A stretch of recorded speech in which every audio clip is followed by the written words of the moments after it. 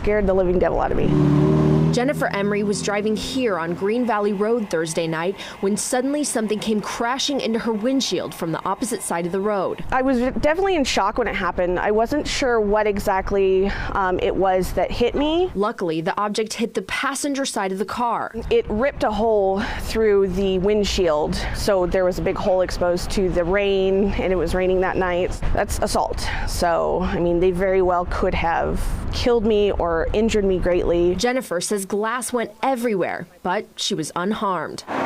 Jennifer pulled over and called the CHP, recalling a pickup truck that drove by her just before the impact. It was definitely an older model off-white truck. It had a roof rack for kind of looked like a construction truck, and it had a black stripe on the side of it. Jennifer believes the item they threw is a brick. There was brick dust on the actual window, and you could see where it hit the hood and bounced off. There was like a rectangular sharp dent that had gone down when it bounced up.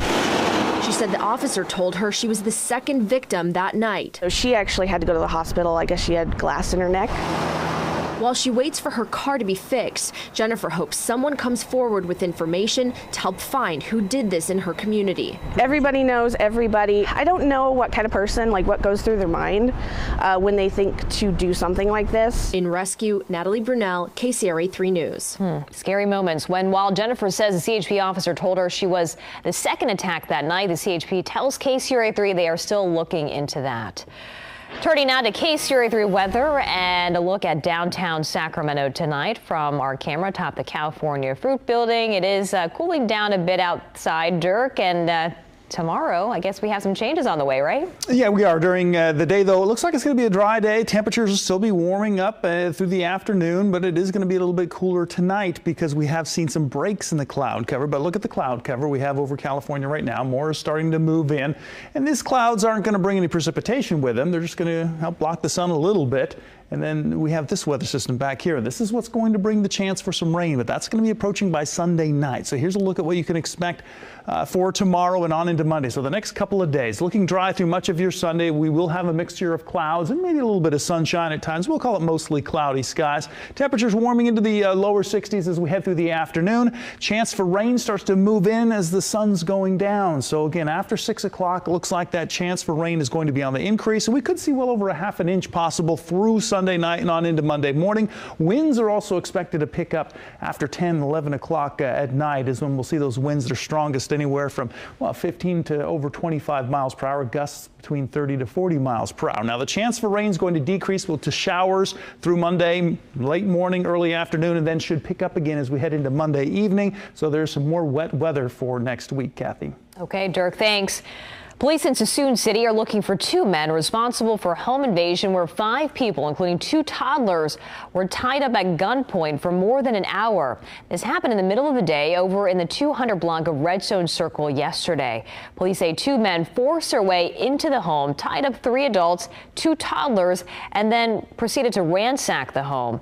And this is a photo of one of the officers who arrived at the scene. The suspects, the men, got away with $1,000 in cash and $2,000 in personal property.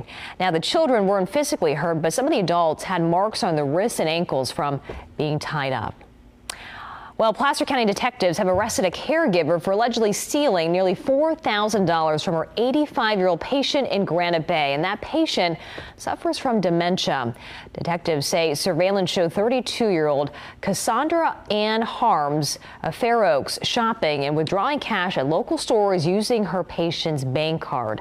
On Tuesday, she was charged with theft, burglary, embezzlement, elder abuse, and 2 counts of theft by access card. Now, Harms was also found with methamphetamines in her purse when she was arrested. She has been booked into the Placer County Jail.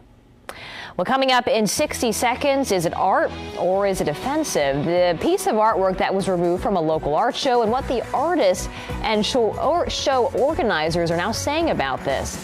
Plus, if you're looking for a good book to read, we will tell you about one place that offers many books for just 50 cents. And later in the hour, headed to the Super Bowl. One Northern California man just won tickets to tomorrow's big game, who he hopes will bring home the Vince Lombardi Trophy.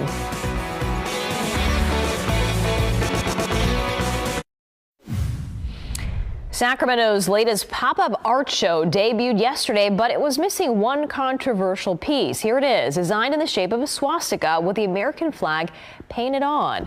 The creator says his artwork was ruined and he was rejected from the show. Organizers say the piece didn't match the original proposal. If an art piece evokes emotion and it makes you angry or makes you sad or happy, whatever it does, that's what an art piece is supposed to do. Sacramento artist Heston Hurley created this swastika-inspired artwork, and he explains the meaning behind it. It's a symbol of hate. It's a symbol of but for 11,000 years before that, it was not a symbol of hate. It was a symbol of prosperity and good luck. Hurley says this was planned to be among the other installations at Art Street, Sacramento's latest pop-up arts project, except it was turned away and damaged. If they would have said that your piece submitted was not what matched, what you brought in, could you please remove it? Absolutely. I was very delicate in bringing it there. I care very much for my art piece, and they destroyed it before I ever even showed up, and then the next day they kicked me out. That's not right. Today, we asked the organizers what happened. Upon seeing his piece, it wasn't what he had submitted, so it just would have been rejected and removed from the exhibit. Event manager Abraxas Spera also responded to claims of mishandling the artwork. I don't know the details of what happened as far as how his piece, came to be set up. We wouldn't have set his piece up for him. While the show continues without Hurley's controversial centerpiece, he wants to use the experience to make another point. I'm here to make a statement about art in that you can't just destroy art because it doesn't fit in what you like or what you approve of. Now, Hurley says his damaged artwork is now in storage and he may never show it again. Well, in Sacramento today, there was a line out the door for a local book sale. Thousands of gently used books were being sold at the Book Den and Warehouse on Belvedere Avenue, and prices range from 50 cents to $2. It's sponsored by the nonprofit group Friends of the Sacramento Public Library. The community-based organization helps raise money for local libraries, and the money not only goes to buying new books, but also supports programs. You can find anything here. We've had just such wonderful donations of books that are practically new, textbooks, religion books, fiction, anything you name, we've got here. And I think this is a great place. Plus, that the money that you're spending is supporting the library. And who doesn't want to support their library and keep it open? Now, Warehouse sale happens on the first Saturday of every month, and normally their book den is open on Thursday, Friday, and Saturday, and they're always looking for donations of gently used books. Well, more than 24 museums in Sacramento had free or half-price admission today, and it was all part of the 19th annual Sacramento Museum Day. A discounted price to get in wasn't the only offer. Many museums offered special activities. The idea is to encourage people to explore the city's art, history, science, and wildlife. And one popular museum taking part, the Sacramento Railroad Museum, which got a new exhibit, a giant snowplow that was used to clear snow off the rails. But there is another exhibit that's also popular with visitors. One of our most popular exhibits is the Pullman sleeper car. It's on hydraulics, so it's actually a moving vehicle. You get the simulation of the actual railroad underneath you. It has the train crossings going by, the sounds, the noise, all of the effects that you would get actually riding in the car and sleeping in it. The museum also offered a Thomas the Train event for children who attended today, and about 50 volunteers helped facilitate this event. Well, over on the Central Coast, the AT&T Pebble Beach Pro-Am is just days away from teeing off, and there is plenty new to see this year. That includes a technology dome on the 7th green. The ceiling is one big screen, and 360-degree cameras will live stream the tournament. But what organizers are really excited about are the food trucks. We've just signed Beef, who's Andrew Beef Johnson from the PGA Tour. He will be here, and he's sponsored by Arby's, and we'll have the Arby's meat wagon on site. Sounds great. Well, some of the celebrities scheduled to take part include my favorite, Justin Timberlake, got Mark Wahlberg, Toby Keith, Larry the Cable Guy, Bill Murray, Sports Illustrated swimsuit model Kelly Rohrbach. She's the only female celebrity taking part, as well as Steve Young. And the action begins Tuesday, all at Pebble Beach. Hopefully the weather cooperates out there, Dirk. Yeah, we're looking at some changes coming through, and that means more rain and more wind, and so that could be an issue. As we go through the night tonight, conditions outside, temperatures are cooling off a little bit. We're still in the 50 zone, Marysville and Sacramento, 51 in Stockton, 53 Modesto, 51 in Fairfield, 55 in San Francisco. We're at 33 at Lake Tahoe, 34 in Truckee, and temperatures in the mid to upper 40s to Auburn as well as Placerville. Temperatures are down a bit, and that's because we've had some breaks in the cloud cover. We're losing our blanket just a little bit, allowing temperatures to drop off. In fact, it's 7 degrees cooler tonight in Modesto than we were just 24 hours ago. High temperatures today made it into the mid 60s in Stockton and Modesto, Sacramento 63, 61 in Fairfield, 60 in Marysville, 55 in Auburn, and we had a daytime high of 39 degrees in Truckee as well as Lake Tahoe. Satellite view shows us those breaks in the cloud cover again very thin over the valley right now, and that's why it's cooling off nicely, but there is more cloud cover to come, and expect to have that chance for rain developing as we go through tomorrow night. For a good portion of the day, we'll just have the clouds that we're going to be dealing with. Really, the rain's not going to arrive until this little batch of clouds moves on in. Right now it looks fairly small, but it's going to have an impact as we head through Sunday night and into Monday, and that's going to set things up for another weather system that's going to come in as we head through late Monday through Tuesday and into Wednesday. So for your Sunday, 7 a.m., 47 degrees. We will have some cloud cover. In fact, we may even see some low cloud cover, a little bit of fog possible in the valley. But again, most of it's just going to be the cloud cover that's coming in ahead of this weather system that's going to bring that chance for rain later on in the day. By noontime, still dry, 59 degrees, just a mix of clouds overhead. The rain starts to develop along the northern coast. You can see just a little bit of green starting to show up at that point. It's not until we get past 5 p.m.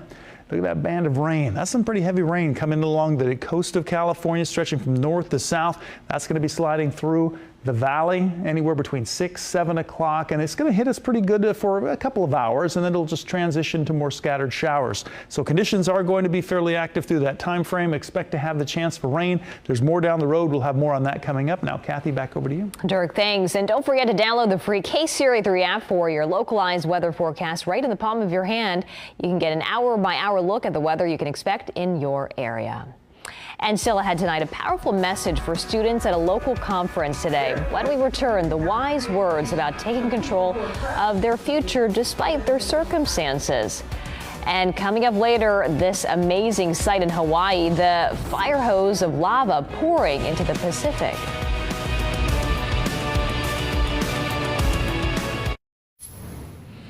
Today, dozens of high school kids attended the second annual Yolo County African American Student Leadership Conference. And as KCRA 3's Leticia Ordaz reports, they're getting a powerful lesson on becoming leaders. Even you can have a PhD and not know anything about people and where they come from. Rising above life's challenges. You don't have to just oppress yourself and stay this way. There's always a way you can come up. Wise words from River City High School senior James Terrell.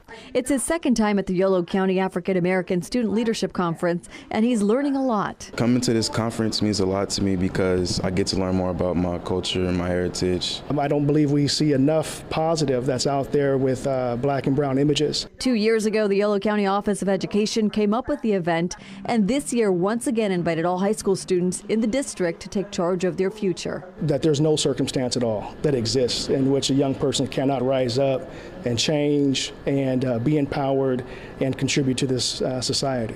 Assistant Superintendent Garth Lewis says negative stereotypes that exist in society shouldn't define who young people grow up to be. We want to offer them an alternative to that helps them to understand that they are beautiful, they're intelligent, they are geniuses, and they have a place in this world and have just as much right and talent as anyone else. It's a message that some River City High School students are embracing. You don't have to have a basketball to be famous. You don't have to be a drug dealer to have a lot of money.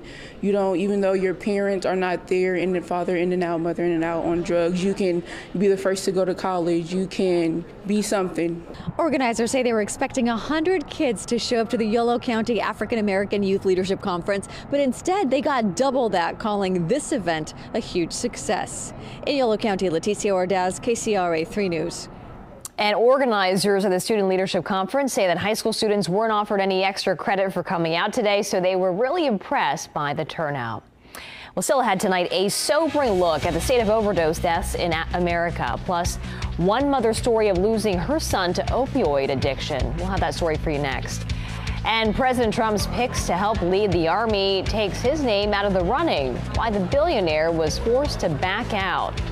And caught on camera, a laptop battery explodes on a home couch. What experts are saying you need to do to minimize the risk of a fire like this.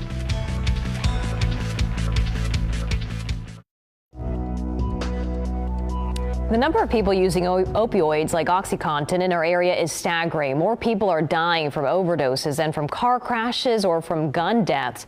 According to the Centers for Disease Control, 91 people die every day from an overdose.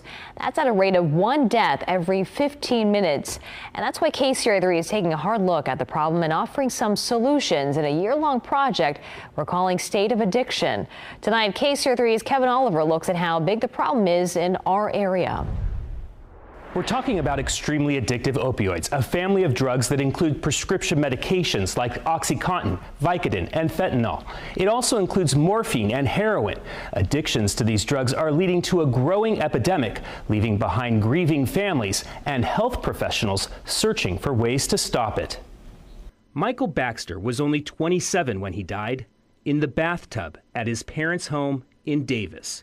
He overdosed on heroin 1 year after completing rehab. He's been gone 2.5 years now. His mother, Lisa, still struggles with the loss. But he didn't commit suicide. He did not intend to die that night. He intended to get high. He wanted out from a very painful experience that had happened earlier that day, and he didn't intend to die. Michael was still grieving his girlfriend, Sammy Young, who had died a year earlier, also of a heroin overdose. Michael's parents said he grew up loving karate and then eventually art. They believe he had his first encounter with heroin from some marijuana laced with the opiate. They said Michael tried half a dozen programs to stop before checking into residential rehab. I know for my own child, he tried everything. He put his heart into all these different treatments and they didn't work. Heroin use and overdose deaths continue to rise. According to the CDC, more than 4,600 Californians died from drug overdoses in 2015. One risk factor? Previous use of prescription opioids like OxyContin, fentanyl, and hydrocodone. Jonathan Porteous runs WellSpace, a community health provider with rehab programs in Sacramento. Many times we have people who come through our health centers who have become dependent on medications that they took for a good reason, but they are habit forming. They cause physical dependence. And wait till you hear just how many painkillers are prescribed in the Golden State. In 2015, the most recent data available, doctors wrote 3.4 million opioid prescriptions for Californians. In our area, Sacramento County had the highest number of people with prescriptions, 338,000. But Calaveras County had the highest percentage, 29%, nearly a third of everyone living there. And those prescriptions extend across all age groups. For example, in Placer County, 25,000 were over 65. In El Dorado County, 11,000 were between the ages of 25 and 44. And in San Joaquin County, 3,000 were for children under the age of 14. But the problem doesn't just lie in how many pills are being prescribed. Melinda Rugers heads Harm Reduction Services, which provides assistance to people with addictions. These people live under horrible judgment. They're not allowed to walk in a door without people looking at them like they're going to steal something, like they don't deserve to be there. They can't access health care in the same ways that other people do because they're always being seen as drug seeking, or that somehow whatever they're experiencing is a manifestation of their dependence.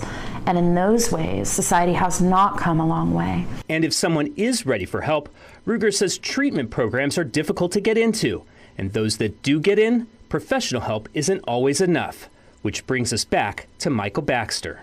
No, he died in a place that he knew he was loved. And I'm glad he died where he did. I'm sorry that he died. I know from how he was found that he was going to try to call for some help because the phone was in his hand. But I'm not sorry that he died where he died. I'm a believer in spirit and that things happen where they're supposed to happen. She is now working with the parents of others who died from overdoses to help them cope with the pain. I don't want there to be judgment. I don't want to feel it, and I don't at this point. And I don't want other parents to have to feel the extreme loneliness that I felt having a child that I knew was addicted to heroin and not having a place where I could really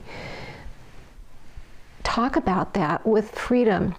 Getting help isn't easy regardless of whether your family has money or whether you are relying on government aid. We'll look at why that is tomorrow night as we delve further into the state of addiction. And KCRA 3 is continuing to cover this story, and you can email us your stories of addiction and how it's impacted your family to opioid@kcra.com. Turning back to politics, Vice President Mike Pence publicly praised the president's Supreme Court nominee Neil Gorsuch today. The vice president visited the Liberty Bell in Philadelphia before speaking to a conservative legal group called the Federalist Society. He said Gorsuch will be approved no matter what. President Trump and I have full confidence that Judge Gorsuch will be confirmed. But rest assured, we will work with the Senate leadership to ensure that Judge Gorsuch gets an up or down vote on the Senate floor one way or the other. And Democrats insist that Gorsuch get the full 60 votes to prove he's mainstream enough. President Trump advised the Senate last week to, quote, go nuclear if the vote ends up in gridlock. The nuclear option would change the rules so that a simple majority would be needed for the confirmation. More news out of Washington. Vincent Viola, President Trump's choice for Army Secretary, is now withdrawing his nomination. Viola said it would be too difficult to separate himself from his business ties. The New York billionaire owns the Florida Panthers hockey team and is a majority shareholder in other businesses. And authorities are investigating a hate crime tonight following the vandalism of a synagogue in the downtown Chicago area. Surveillance video released by the Chicago Police Department shows someone getting out of a black SUV, approach the Chicago Loop Synagogue, and then proceed to cause damage. Police said the person broke the front window of the synagogue and then posted swastika stickers at the front entrance. The president of the Chicago Loop Synagogue says she was shocked to learn about the damage. I was stunned. I was not prepared for any of this. It's not the kind of thing that, we have a lot of contingency plans for what happens religiously or what happens, financially, but not for this. Now, Zolden says before today they had no acts of vandalism on the synagogue in decades. Well, the potential dangers from lithium-ion batteries, which power cell phones, laptop computers, even some cars, are being highlighted once again. An explosive surprise in a Ventura County living room with two teenagers nearby, all captured on home surveillance video. Steve Patterson reports. A close call on the couch as a family laptop bursts into flames and then does it again and again. It's really scary when it exploded on me. I just wasn't expecting. It was really loud. 17-year-old Devin Johnson was home with a friend as surveillance cameras rolled. The Dell laptop had been charging on the couch just feet away. After blowing out the flames, unplugging the computer and placing it on the patio, it burst into flames again. After Devin thinks he's extinguished it for good, he moves closer and boom. No warnings. It didn't heat up. It didn't smoke. It literally just exploded. The sudden combustion seems to be caused by the lithium-ion battery, the same kind found in hoverboards and cell phones that have caught fire, prompting nationwide recalls. That's a big fire, and it could have been worse. If those guys weren't there, wow. UCLA scientist Bruce Dunn is an authority on lithium-ion batteries. He says cases of laptops lighting up like this are extremely rare. The fact that they have it on a couch meant that it couldn't dissipate heat, but really it means that all the protection that should be in there, it wasn't working. To minimize the risk of a fire, don't charge your laptop on a soft surface like a couch. Instead, place it on a counter or a table. Unplug the laptop before it's fully charged, and don't leave it charging overnight or if you're not home. The Johnsons have returned the laptop to Dell. The computer company says safety is their highest priority and will investigate. Tonight, the Johnsons are just happy no one got hurt. It could have been so much worse, and we're just so thankful. Steve Patterson, NBC News, Los Angeles. Eye-opening report, and we have a recall to tell you about tonight. Disney is recalling some night lights. The Happy Holidays Mickey Mouse night lights can pose a fire hazard. The company says liquid from the night light can leak onto the electrical outlet, so contact the company for a full refund if you have one of these. We are counting down to the Super Bowl, and still to come tonight, how an act of kindness helped take one man to the big game. And we have conditions that are dry right now, but it's not going to stay that way. We're taking a look at when the next round of rain is going to arrive and just how strong the wind speeds are going to get. And an overtime thriller at Golden One Center between the Kings and the Warriors. We'll have the details straight ahead in sports.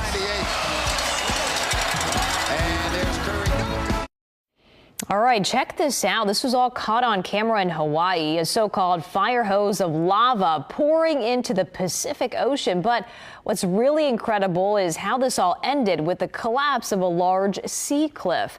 According to the USGS, there were some grinding noises and a crack that expanded to more than twice its size this week. And on Thursday, without warning, a nearly 100-foot section of the cliff came crashing down. Scientists had just arrived, and while cameras were rolling, they were still far enough away to be out of danger.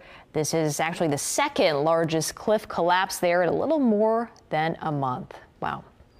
Well, the countdown is on to Super Bowl kickoff for everyone from the players to the coaches and, of course, the fans. And here's a live look at NRG Stadium in Houston. And it will be a very busy place come tomorrow when the Patriots take on the Falcons. And special guests include Vice President Mike Pence. He'll be the fourth sitting vice president to attend the Super Bowl while in office.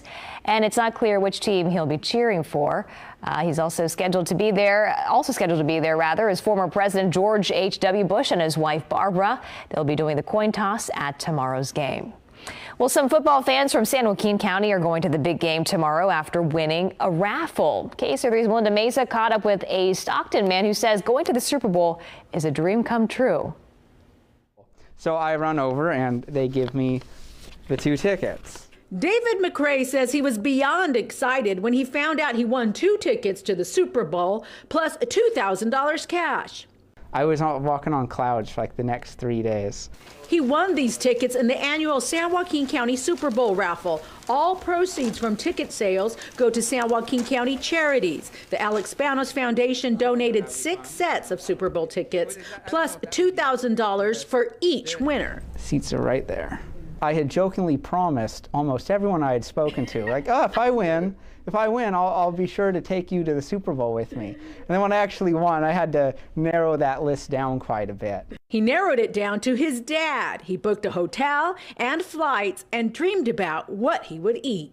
I might have one of everything. McRae says it's like a dream come true, and it's extra special to know that he's helping charities in the area. This kind of support is so appreciated and so important. The Super Bowl raffle raised more than $460,000 for 31 charities. The annual raffles have raised $3.5 million over the past years. I won. McRae says it's a win-win. But before he hopped on the plane, we had to ask him what team he was rooting for. Well, I have a lot of family in Georgia, so I'm going to take the alternate side and support the Patriots this year. In Stockton, Melinda Mesa, KCRA 3 News. And McRae says he'll be sure to send pictures and the San Joaquin